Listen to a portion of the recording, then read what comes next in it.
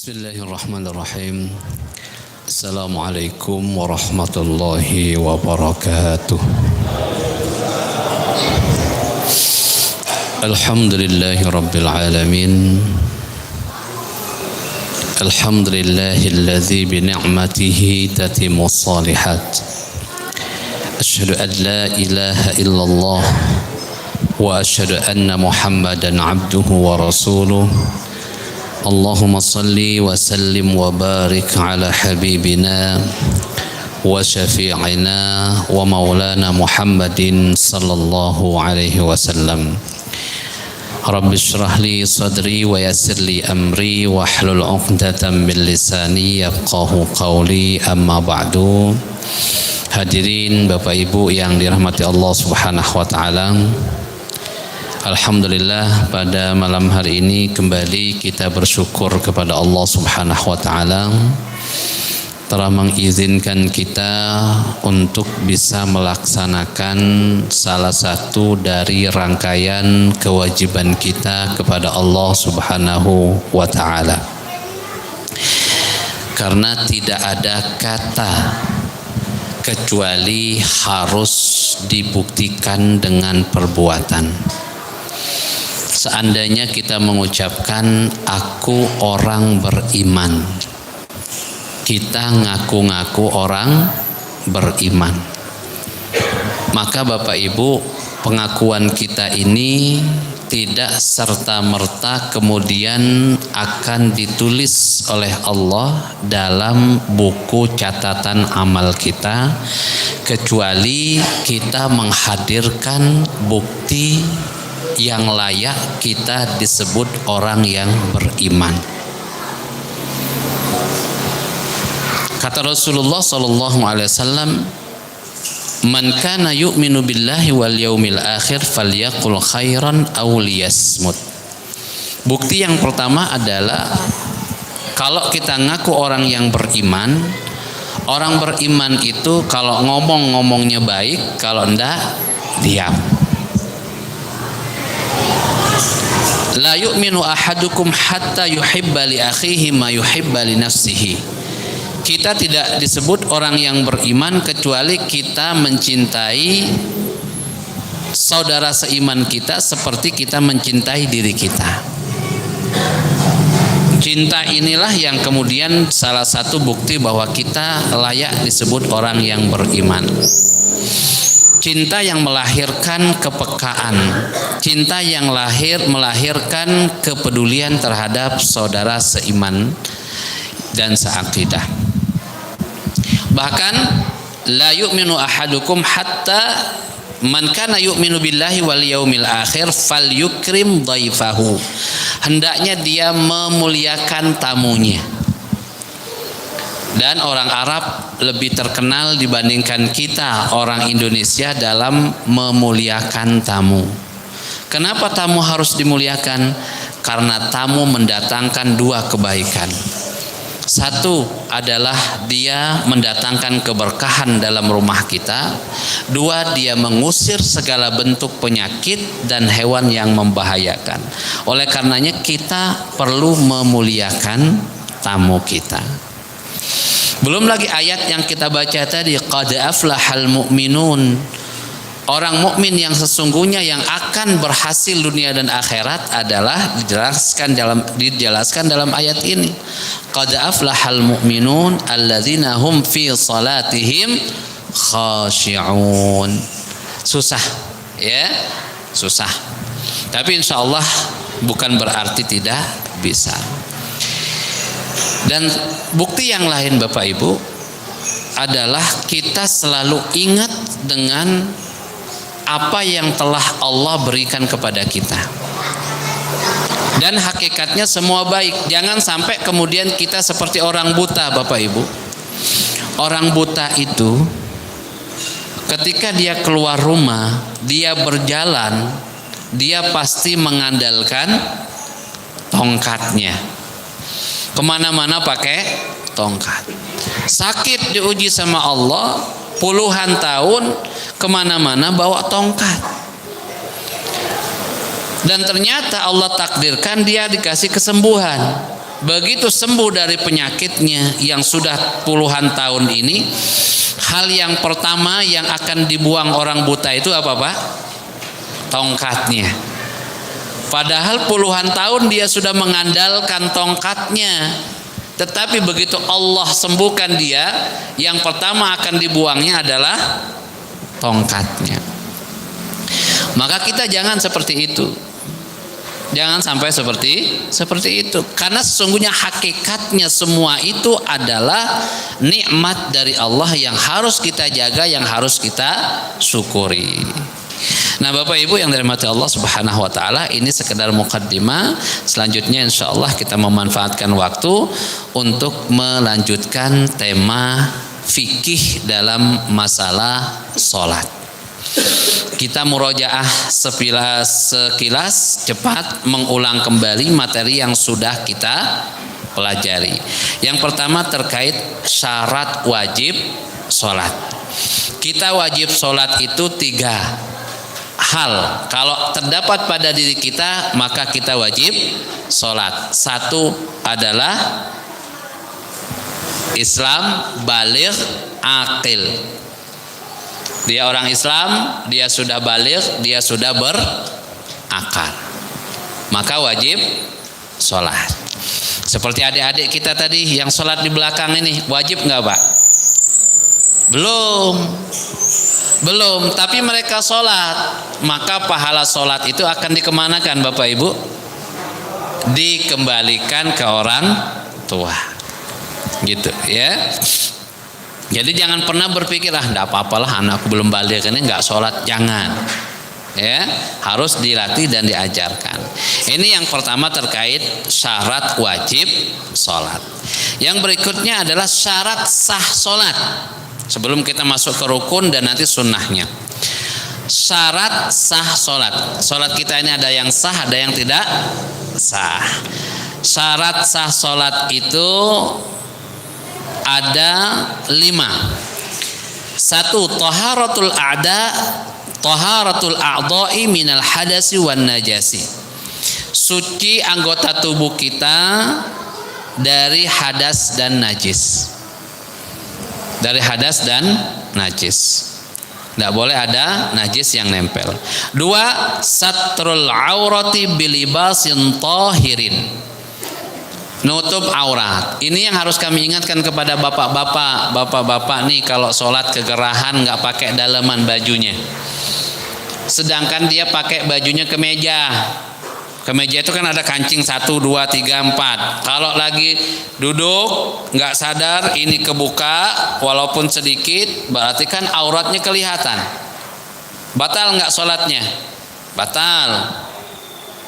Batal sholatnya. Maka hati-hati kalau duduk dibenerin dulu, ditarik ya. Kalau baju kemeja yang tidak pakai baju daleman ya. Ibu-ibu juga sama. Hati-hati dalam ketika takbiratul ihram, ketika sujud, jangan sampai kemudian aurat kita kesingkap. Kalau tersingkapnya karena angin, syukron. Karena angin dan langsung kita perbaiki, tidak membatalkan. Tapi kalau tersingkap kemudian kita diamkan saja, maka itu batal, nutup aurat. Yang ketiga, wal wuqufu ala makanin tahirin, berdiri di tempat yang suci. Maka tidak boleh, tidak sah kalau kita berdiri di tempat sholat yang ada najisnya. Termasuk pakaian kita. Kalau kita sholat pakaian kita masih ada najisnya, maka tidak sah. Ibu-ibu masuk kamar mandi, ya kan, buang air kecil, kemudian sudah cebok, nggak terasa, berasa kayak netes lagi. Kalau memang begitu, segera ganti atau lepas celana dalamnya, cebok lagi, singkirkan dulu sholat. Karena kalau kita sholat tetap membawa najis, berarti sholat kita tidak sah. Wal ilmu bidukhulil waqti, tahu ngerti bahwa kita sholat itu di waktu yang sudah masuk sholat. Kalau sholat sebelum waktunya berarti tidak sah. Wastiqbalul qiblati, menghadap kiblat. Bapak Ibu, kalau sudah di dalam masjid, arah kiblatnya sudah ditentukan, tidak usah lagi mengsong-mengsong ke kanan dikit. Ini kadang-kadang ada jamaah ini, udah di masjid sudah diukur, sudah diperbaiki kiblatnya, pas mau sholat masih mengsong ke kanan sedikit. Pernah nggak begitu, Pak? Jangan, udah itu kita gunakan mengsong sedikit itu kalau kita di luar masjid yang tidak pasti arah kiblatnya. Pokoknya menghadap, kalau tahu barat menghadaplah ke barat dan mengsongkan sedikit.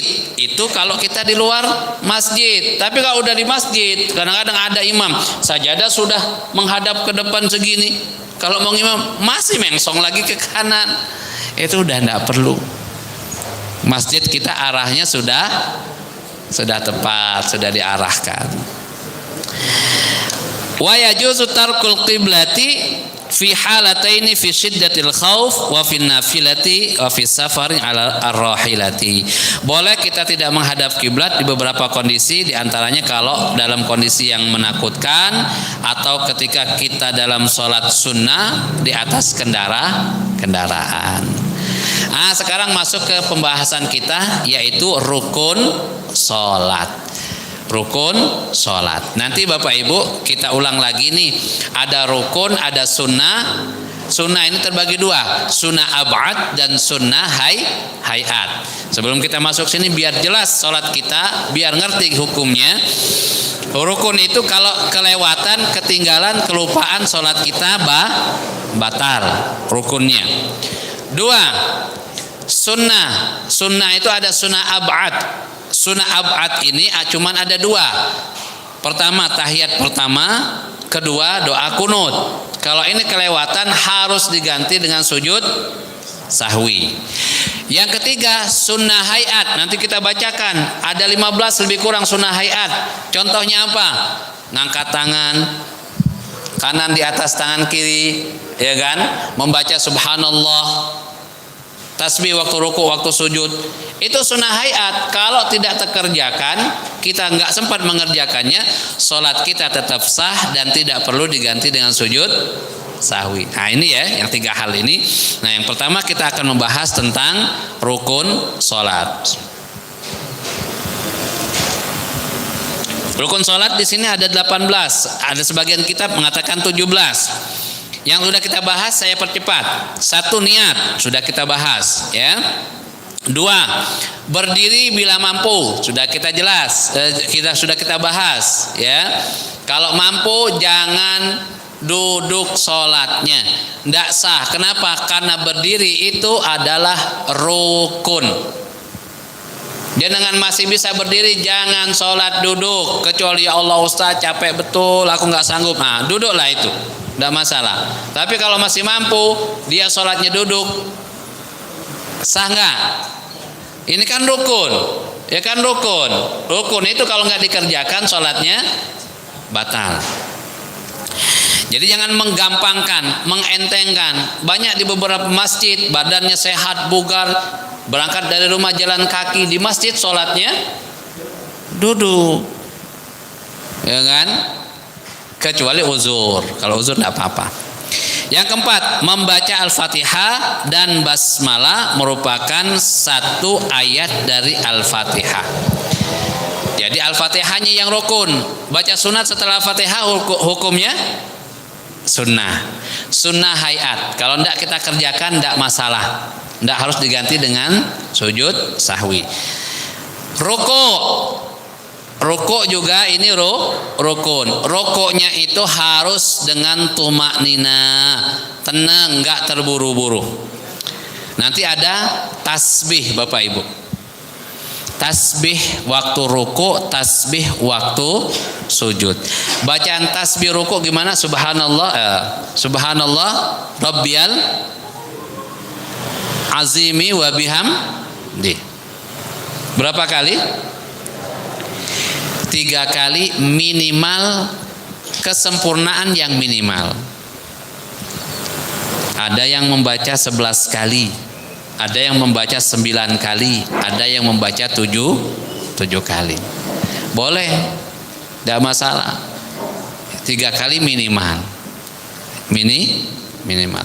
Membaca tasbihnya ini bukan rukun, bukan wajib, tapi yang rukunnya, yang wajibnya itu adalah kita ruku.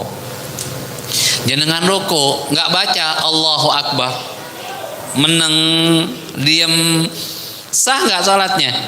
Sah Pak, karena membaca subhanallah itu hukumnya sunnah, bukan wajib. Yang wajib itu adalah rukuknya. Kemudian setelah ruku ada tumak ninah. Tumak ninah itu tenang, tidak buru-buru ya. Kemudian i'tidal. Nanti ada bacaan Sami Allahu liman hamida. Bacaan Sami Allahu liman hamida ini apa hukumnya? Nah, ini sunnah hayat juga. Kita Rabbana walakal hamd, hukumnya juga sunnah. Gerakan kita i'tidal inilah dia hukumnya wajib atau rukun. Kemudian tumaknina waktu i'tidal, jangan langsung sujud. Sami Allahu liman hamidah. Rabbana Allahu akbar. Ada i'tidal, ada istirahat sebentar. Kemudian sujud. Sujud juga wajib dengan i'tidal. Bacaan subhana rabbiyal a'la apa hukumnya? Sunnah, ya. Hukumnya sunnah. Nah, baik. Lalu kemudian duduk di antara 2 sujud. Duduk di antara 2 sujud. Ini hukumnya wajib atau rukun. Kemudian tumakninah, kemudian duduk tahiyat akhir, lalu membaca tasyahud, at-tahiyatul mubarakatus salawatut thayyibatu lillah sampai terakhir. Ini hukumnya wajib.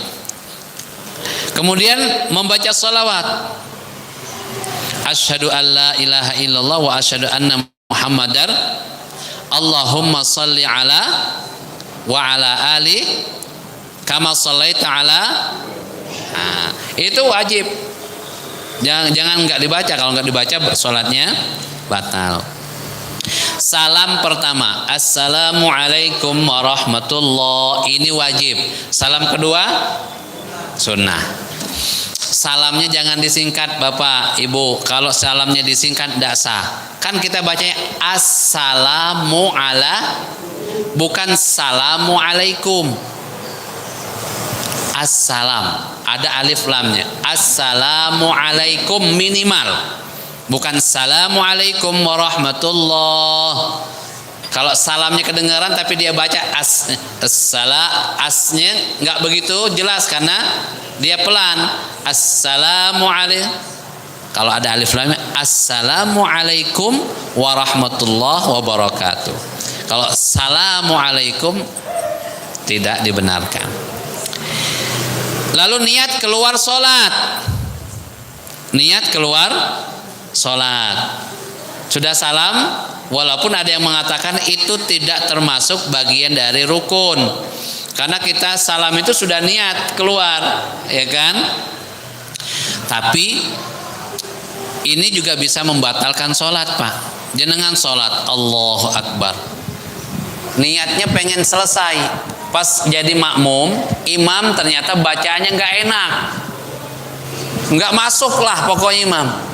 Jenengan kan punya niat tuh, pengen atau ragu, nih lanjut apa? Pernah nggak begitu Pak? Nah hati-hati, kalau sudah keniat adalah rakaat kedua aku mau sendiri aja, batal sholatnya. Batal sholatnya. Pentingnya niat itu begitu. Atau ngerubah niat sholatnya, ya. Nanti kita bahas pas di temanya, ya. Kemudian tartib, itulah rukun dalam sholat. Kalau rukun ini kita kerjakan, insya Allah sholat kita sah. Adapun berapa nilai pahalanya nggak usah ditanyakan, itu urusan Allah. Diterima dan tidaknya itu urusan, tapi secara hukum itu sah dan menggugurkan kewajiban. Itu ya. Nah, itu ya. Sekarang kita masuk ke sunnah. Sebelum masuk ke sunnah, ada yang mau ditanyakan terkait rukun Bapak Ibu? Atau di luar tema? Sebelum kita masuk ke sunnah-sunnah sholat? Monggo, nggak ada, berarti kita lanjutkan dulu, kita baca dulu ya. Jadi pertanyaan tidak harus terkait dengan tema yang kita bahas. Sekarang sunnah sholat. Sunnah sholat sebelum masuk pelaksanaan sholat, ya. Sunnahnya ada dua, azan dan iqamah. Sunnahnya ada dua, azan dan iqamah. Jadi azan itu bukan wajib, hukumnya sunnah. Sebagai panggilan, seruan untuk kita orang yang beriman, menandakan bahwa masuk waktu sholat. Dianjurkan di tempat yang tinggi, itu dulu. Kalau sekarang kan nggak usah tinggi karena sudah ada pengeras suara, udah. Jadi nggak usah dibuat tempat-tempat tinggi, kan gitu.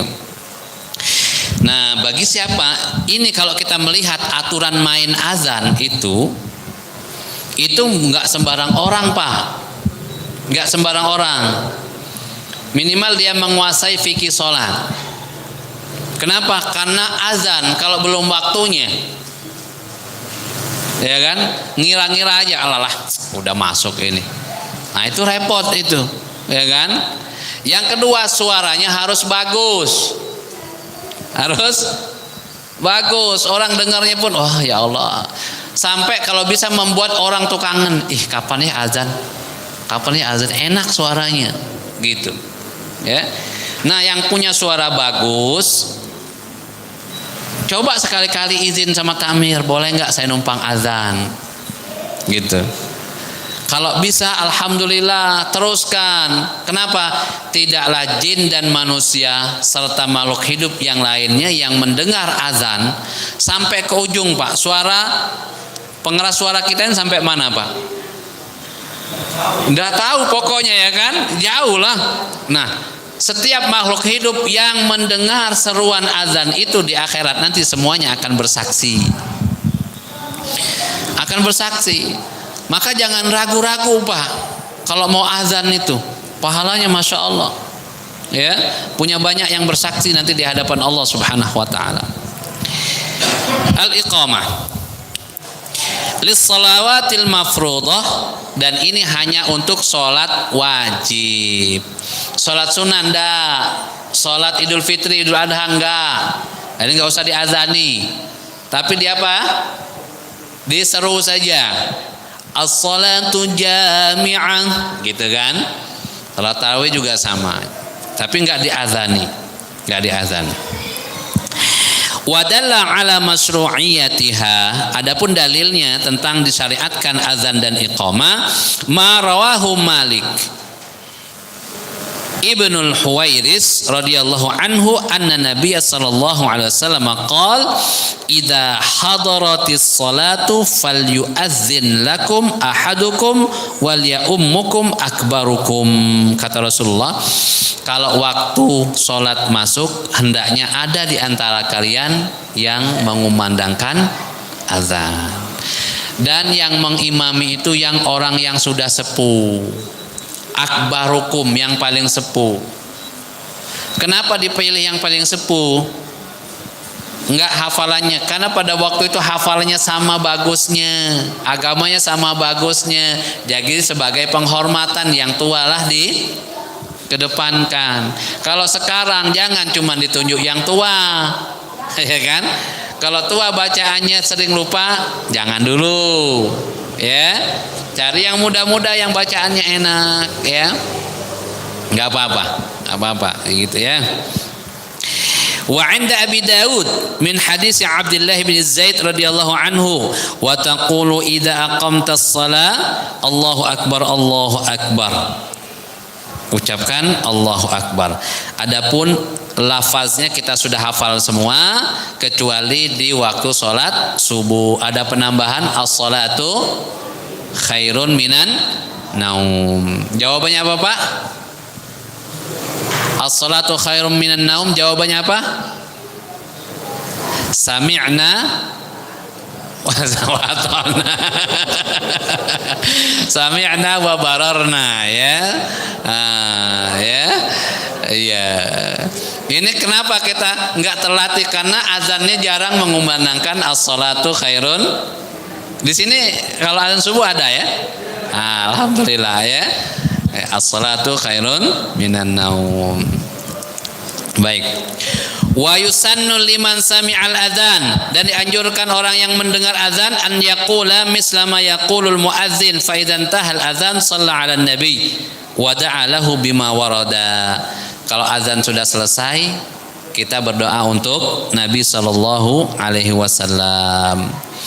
Nanti kalau kita berdoa Bapak Ibu hafal doanya ya. Doa setelah azan apa doanya? Allahumma Rabba hadhihi. Kalau ini kita ucapkan Bapak Ibu, kata Nabi sallallahu alaihi wasallam, halat lahu syafaati yaumal qiyamah. Maka orang itu wajib berhak mendapatkan pertolongan syafaat dari Rasulullah sallallahu alaihi wasallam. Gitu ya. Ini cepatnya saja ya. Wa ba'da dukhuli fiha syai'an, dan sunnah itu kan sunnah sholat sebelum masuk pelaksanaan sholat, ada azan ada iqamah. Kalau sudah sholat ada sunnahnya juga. Tadi kan wajibnya sudah, wajib atau rukun sudah, nih sunnahnya. Dalam pelaksanaan sholat dalam mazhab Imam Syafi'i sunnah itu ada dua. Satu tahiyat pertama, dua doa kunut. Doa kunut ya. Ini sunnah dalam pelaksanaan sholat ya. Wa fil witri fin nisfi tsani min syahri Ramadan. Kemudian juga kunut itu dilakukan 11 atau 10 akhir atau 15 akhir di bulan Ramadan. Separuh, begitu masuk separuh maka setiap witir ada doa kunutnya. Hafal enggak doa kunut? Hafal Pak? Dah hafal karena jarang. Sekali-kali baca di sini nggak apa-apa, ya. Bid'ah enggak? Enggak ya, enggak. Ada selesai nih doa kunut apa sunnah dalam pelaksanaan sholat. Sekarang sunnah hayat Pak. Yang dua ini tadi sunnah yang dua dalam sholat ini tadi. Tahiyat pertama dan kunut kalau kelewatan harus diganti dengan sujud sahwi. Mazhab Imam Syafi'i.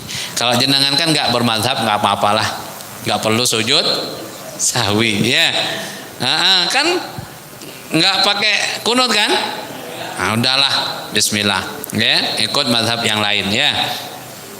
Imam Malik dan Imam Syafi'i pakai kunut walaupun tempatnya berbeda. Kalau Imam Malik sebelum ruku, kalau Imam Syafi'i setelah ruku. Sami Allahu liman hamida, Allahumma hdina fiman hadait, Imam Syafi'i. Kalau Imam Malik sebelum ruku, ya kan, setelah baca surat mau ruku, sebelum ruku kunut dulu. Imam Abu Hanifah, Imam Ahmad enggak pakai kunut ya. Mana yang sah? Dua-duanya sah. Sekarang sunnah hayat kita praktekkan sedikit nanti ya. Sunnah hayat tadi kita sampaikan sunnah ada dua, sunnah ab'ad dan sunnah hayat. Sunnah ab'ad tadi ada dua, kalau kelewat diganti sujud. Sunnah hayat ini tidak perlu diganti dengan sujud sah dan sholat kita sah. Ada 15 Bapak Ibu.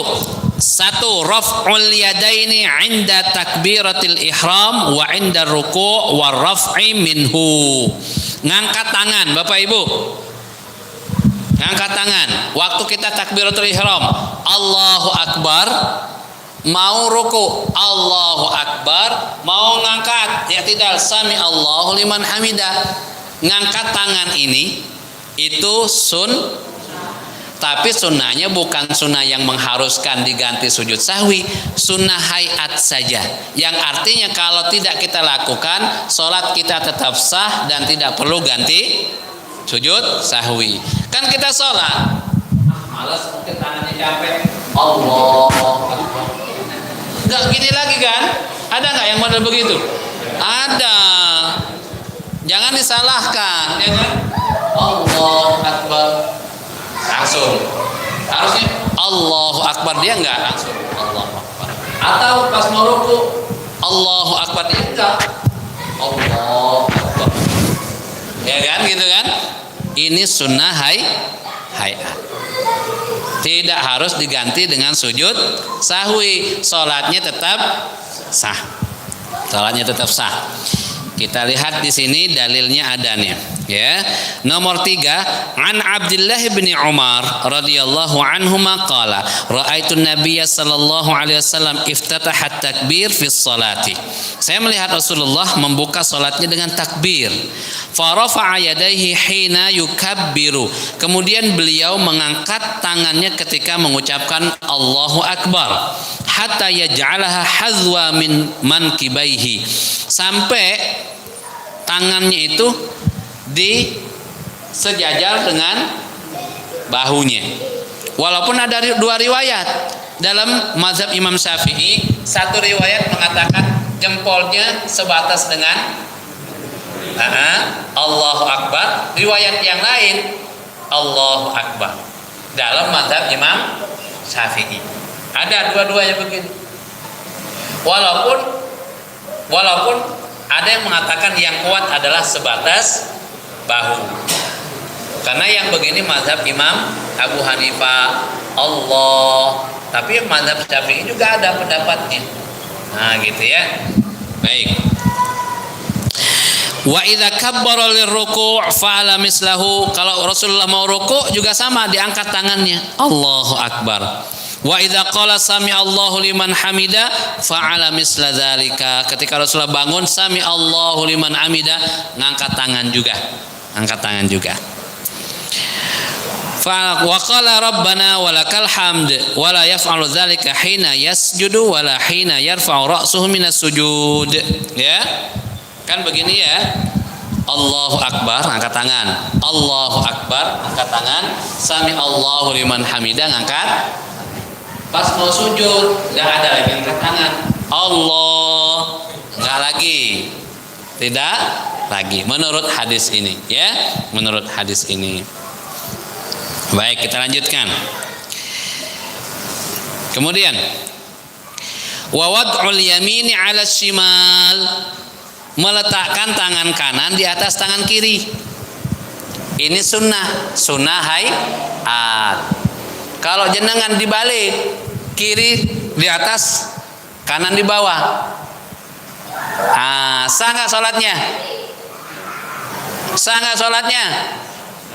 Masih bingung jawabnya. Kan sunnah, ya kan? Jenengan nggak naruh di sini aja masih sah. Allahu akbar, kan harus begini nih. Jenengan nggak naruh, jangan kan begini. Allahu akbar. Sah juga, ya kan? Kanan di atas kiri, kiri di atas kanan, ya kan? Ini mungkin kita nggak kebayang, cuman mungkin terjadi, ya kan?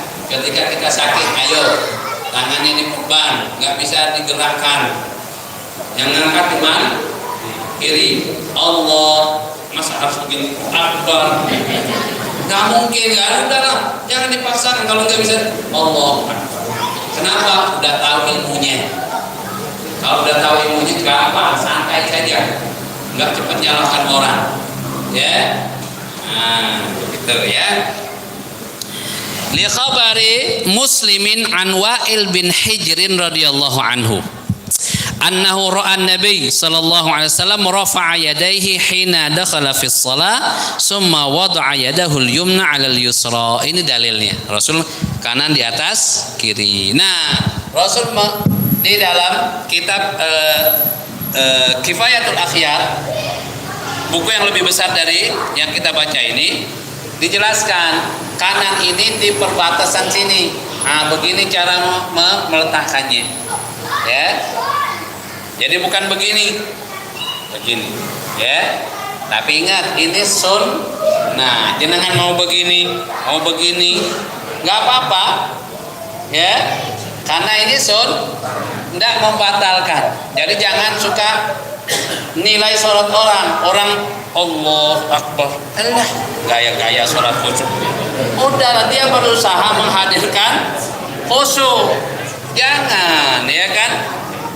Biarkan, itu hanya urusan masing-masing, dan ini sunnah, ya, ini sunnah. Baik, tapi Pak, jangan diputar-putar. Bapak mempraktekkan putar-putar, jangan diputar-putar. Ngangkat, naro, nggak ada muter-muter, ngangkat, naro, ya. Nah, kemudian wat tawajjuh. Tawajjuh itu membaca doa iftitah. Inni wajjahtu wajhiya. Banyak yang hafal doa iftitah yang lain seperti ini. Banyak yang hafal Allahumma ba'id, ya. Allahumma ba'id. Yang Allahu Akbar kabira enggak hafal? Belum, bukan enggak hafal, belum. Dua-duanya ada hadisnya, dua-duanya sama kuatnya. Ya, tapi di sini menggunakan tawajjuh. Kalau kita lihat di sini, annahu kana idza qama ila shalah, hadisnya Ali, menantunya Nabi, yang ngabarkan kepada kita. Kata Ali, Rasulullah SAW, annahu kana idza qama ila shalah, kalau beliau mulai salat, beliau membaca doa iftitahnya, wajjahtu wajhiya lilladzi fataras samawati wal arda hanifan wa ma ana minal musyrikin inna shalah wa nusuki wa mahyaya lillahi wa bidzal lillahi rabbil la syarikalah wa bidzalika wa ana minal muslimin. Hadisnya riwayat Muslim. Jadi jangan dianggap remeh, ya. Hadisnya riwayat Imam Muslim, ya. Jadi boleh Allahumma ba'id atau Allahu Akbar kabira walhamdulillahi katsira sampai inni wajjahtu dan sampai terakhir, ya. Nah, ini sunnah. Kita pernah menyampaikan bahkan doa iftitah itu menurut Imam Malik makruh, ya. Makanya dalam urutan zikir, kan kita selama ini taunya habis sholat itu zikirnya istighfar, kan? Astaghfirullah, astaghfirullah, astaghfirullah, astaghfirullah, astaghfirullah. Allahumma ajirna minan nar, Allahumma ajirna, Allahumma antas salam wa minkas salam. Terus sampai selesai. Padahal ada beberapa hadis yang meriwayatkan bahwa Rasulullah setelah sholat tidak memulai dengan istighfar, tapi memulai dengan doa. Dengan doa. Ada 3 hadis. Makanya Imam Malik ketika zikir setelah sholat, beliau tidak mengawali dengan astaghfirullahalazim, tapi dengan doa. Adapun Imam Abu Hanifah, Imam Syafi'i dan Imam Ahmad bin Hambali, jumhur ulama yang 3 ini, mereka memulai dengan astaghfirullah. Jadi kadang-kadang ketidaktahuan kita langsung memponis orang itu salah. Ada, ya, ada doa-doanya, ya. Baik. Lalu yang kemudian yang berikutnya adalah wal isti'adzatu, membaca a'udzubillahi minasyaitonir rajim sebelum Al-Fatihah, kan? A'udzubillahi minasyaitonir rajim. Bismillahirrahmanirrahim. Alhamdulillah. A'udzubillah itu hukumnya sunnah. Sunnah apa? Sunnah hayat. Kalau enggak dibaca Sholatnya tetap dan tidak perlu diganti sujud sahwi. Kemudian wal jahru fi maudhi'ihi wal israru fi maudhi'ihi, dikeraskan di waktu sholat keras, dipelankan di waktu sholat pelan. Yang pelan ada dua, zuhur dan asar, maghrib, isya, subuh kan begitu imam ya, maghrib, isya dan subuh ya. Oh itu bukan wajib, sunnah.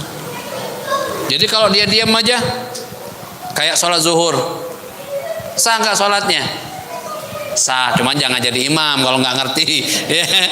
Malu-malu dong sholat subuh diam aja kan. Sholat subuh bersuara. Tapi kalau ditanya sah nggak? Sah, karena menjaharkan, menguatkan itu hukumnya sunnah ya.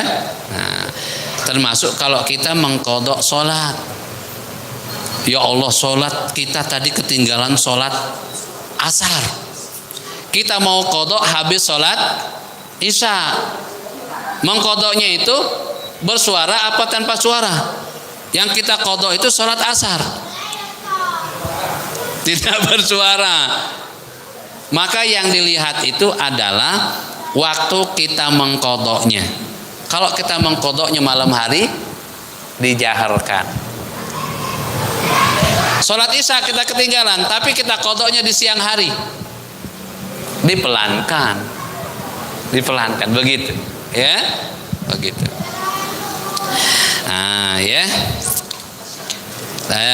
wat ta'min, kemudian mengucapkan amin, ini juga sunnah. Jadi ada hadis Rasulullah Shallallahu Alaihi Wasallam terkait dengan ini, bahwa barang siapa yang mengucapkan amin bertepatan dengan aminnya malaikat, idza ammanal imamu fa aminu fa inna man wafaqa ta'minuhu ta'minal malaika ghufira lahu ma taqaddama min dzanbihi. Hadis riwayat Bukhari dan Muslim.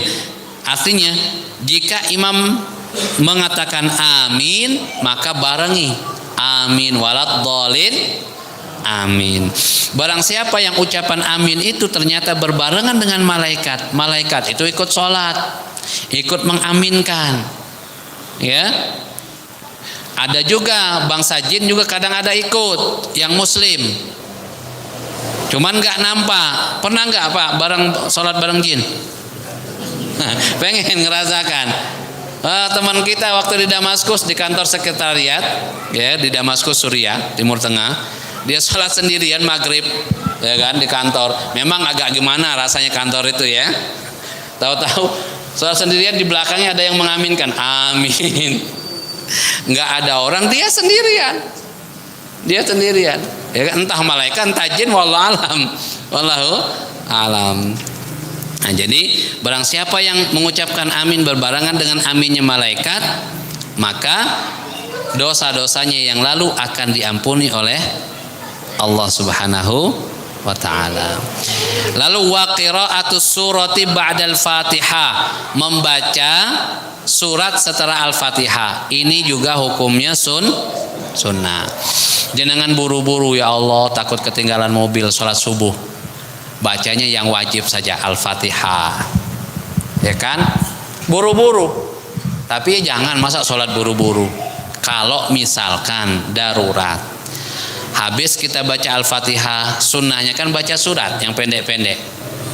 Ini nggak sempat nih, nggak kita kerjakan, sah nggak sholatnya? Sah ya. Nah terkait dengan masalah ini, kalau ada makmum yang masbuk, terlambat, dia kelewatan 2 rakaat pertama ya kan, berarti kan dia nggak baca surat kan gitu kan. Ulama menganjurkan ketika dia bangun untuk menyempurnakan 2 rakaat yang ketinggalan, dia dianjurkan tetap membaca surat setelah Al-Fatihah. Terserah surat apa dianjurkan, gitu ya. Marwahul Bukhari wa Muslim, hadis Bukhari dan Muslim. An Abi Qatadah radhiyallahu anhu anna Nabiy sallallahu alaihi wasallam kana yaqra bi ummil kitab wa surah kana yaqra'u bi ummil kitabi wa suratin ma'aha fi rak'ataini al-ulayaini min salati zuhri wa salati al-asri wa fi riwayatin wa yaf'alu dzalika fi salati subhi ma'a ma sabaqa min ahadits al-jahr bil qira'ah. Rasul baca Al-Fatihah dengan surat, Al-Fatihah dengan surat, Al-Fatihah dengan surat. Wala yaqra'ul ma'mum ghairal Fatihah wala yaqra'ul ma'mumu ghairal Fatihati fi sholatil jahriyah. Kalau salat maghrib, isya, subuh, makmum cuman bacanya Al-Fatihah. Enggak usah baca surat. Ya. Enggak usah baca surat. Riwayatnya Abu Daud dan yang lainnya dari Mahmud bin Rabi dari Ubadah bin Samit qala kunna khalfa Rasulillah sallallahu alaihi wasallam fi salatil fajri. Mereka ini salat di belakang Nabi waktu salat subuh. Faqara Rasulullah sallallahu alaihi wasallam fasaqulat alaihi alqiraah. Rasulullah ngimami baca surat, baca untuk salat. Berat sekali rasanya bacaan Rasulullah sallallahu alaihi wasallam. Di sini kemudian dilanjutkan. Falamma faragha qal, ketika Rasulullah selesai dari salat, kemudian Rasulullah berkata, la'allakum taqra'una khalfa imamikum. Ini jangan-jangan sebabnya saya kok susah berat baca surat ketika ngimami kalian, jangan-jangan kalian ikut baca juga. Nah, jadi mohon maaf nih, kalau makmum jangan sampai ganggu imam. Imam itu ada suara-suara itu bisa terganggu. Ya, kayak tadi mohon maaf ya anak-anak kita yang walaupun belum wajib, kalau mau ke masjid dinasehati dulu. Nak, sholat itu sejak takbir, bukan kelewatan rakaat pertama. Ya kan, rakaat pertama masih ramai kan? Rakaat kedua baru ya kan? Lewat satu rakaat ya kan? Sampaikan. Ya kan? Sampaikan supaya apa? Supaya tidak mengganggu, ya. Iya, begitu ya. Baik. Lalu kemudian wat takbiratu 'inda raf'i wal khafdi, mengucapkan tadi takbir Allahu akbar sami Allah. Pokoknya naik turun gerakan takbir itu sunnah. Lalu kemudian sami Allahu liman hamida rabbana lakal hamdu juga sunnah. Wat tasbihu fir ruku'i was sujud, mengucapkan tasbih waktu ruku' dan sujud itu hukumnya. Berarti kalau kita sholat tidak baca subhana rabbiyal a'la sama subhana rabbiyal azim, sah nggak sholat kita? Sah. Tapi berapa nilai sholat kita? Ya tentu beda dengan orang yang baca, ya kan? Kita kalau berbicara antara sah dan tidaknya ya sah, tapi nilainya jangan ditanya, beda juga pastinya ya. Gitu. Baik. Wa tasbihu fi ruku' an Hudzaifah qala sallaitu ma'an nabi sallallahu alaihi wasallam dzata lailatin wa fihi summa raka'a faja'ala yaqulu subhana rabbiyal azim. Rasul ketika beliau ruku' beliau membaca subhana rabbiyal azim. Fakana ruku'uhu nahwan min qiyamihi. Ruku' Nabi lama, Pak, hampir sama dengan berdirinya. Berarti lebih dari 3 kali. Makanya tadi kita sampaikan 3 kali itu batas minimal sempurna sholat kita. Lebih nggak apa-apa, tapi kalau ngimami jangan. Kalau ngimami jangan. Kalau sholat sendiri boleh. Jangan dibalik. Jadi imam panjang-panjang, sholat sendiri. Ya kan? Di rumah itu loh, sholat di rumah itu pendek. Ngimamin kebalikan Nabi kalau sendirian panjang, kalau ngimami, karena Nabi tahu di belakangnya ini banyak orang sepuh, banyak orang punya hajat, ya. Jangan mentang-mentang hafal Quran, mumpung lah, jangan, ya. Tapi tetap harus dicoba, Bapak Ibu. Bentar lagi kan Ramadan, kan Rasul kan kalau ngimami pendek, jangan. Sesekali coba, mampu nggak masjid kita ini semalam satu? Tidak mampu kayaknya, Pak, ya. Bagi 2, tarawih sama qiyamul lail. Tarawih setengah juz, qiyamul lail setengah juz, bisa, ya. Cari imamnya dari sekarang, ya. Kalau malas cari imamnya, susah cari imamnya, ikut saya sholat di Mekah. Ya. Iya insya Allah 32 hari, promo lagi nggak apa, 32 hari 39.900.000 sudah dapat makan. Nah, berangkat kita sebelum Ramadan, pulang habis Lebaran kita, sholat di sana tuh, ya latihan dulu, ya. Tarawih pertama kita di Masjid Nabawi dulu, pertama, kedua, ketiga, keempat baru ke Mekah, ya. Nah, kalau jenengan minat, ayo berangkat bareng kami, insya Allah kita dampingi sampai balik lagi, ya. Jadi mumpung kata orang tuh istilahnya menurut hadis Rasulullah, umroh bernilai haji, ya, umroh bernilai haji. 39.900.000 sudah dapat makan. Lanjutkan, ya. Wa wad'ul yadaini 'alal fakhidaini fil julus, meletakkan tangan di atas kedua paha waktu duduk. Wa yabsutul yusra wa yaqbidul yumna illal musabbihata fa innahu yushiru biha musyahadan atau musyahidan wal iftirasu fi jami'il jalasat wat tawarruk fi jalsatil akhir wat taslimatus saniyah. Ya, Bapak Ibu, kalau duduk sudah seperti yang kita lakukan, alhamdulillah kita sudah benar. Kalau duduk di antara dua sujud itu disebut iftirash, ya. At-tawarruk itu duduk waktu kita tahiyat akhir. Ngangkat tangannya kapan? Jarinya diangkat ketika kita tahiyat akhir, ketika kita mengucapkan apa? Asyhadu alla ilaha illallah, ya. Bersaksi. Jari kita ini bersaksi, ya. Nah, dengan demikian alhamdulillah, ya, kita sudah menyelesaikan singkat, padat, cepat, ya, sunnah.